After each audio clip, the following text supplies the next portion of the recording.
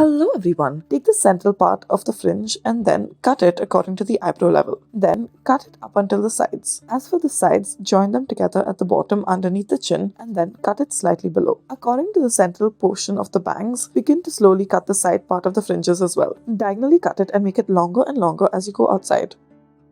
Take the central part of the hair, put it to eye level and then cut it accordingly. As for the other portions of the hair, cut it according to the nose level, and finally the last ending portion, cut it around the chin level. Then begin to vertically cut through the hair as such. Make it a diagonal cut. This way it'll frame the face better. It'll also add a more even slant to it. Add some vertical cuts so that it makes it more natural and better looking. Do the same on the left side as well. Once again, make sure that you add some vertical cuts to it to make it look all the more natural. Finally, this is what it should look like. Once you're done with this, make sure that it evenly frames the face and arrange the hair as you please.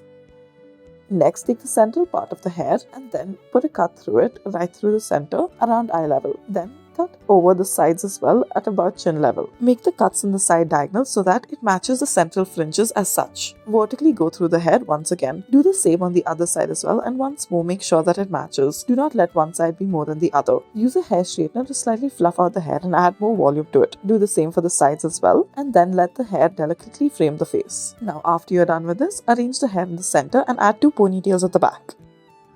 Next, take the central portion of the hair, add a comb through it, and then cut it right around the eyebrow level. After you're done with this, vertically cut it as well as such. Now, following this, take the side portions of the hair, then cut it according to the face structure. Cut it right at the face structure at around the jawline. Leave the rest of the hair free and let it frame the face.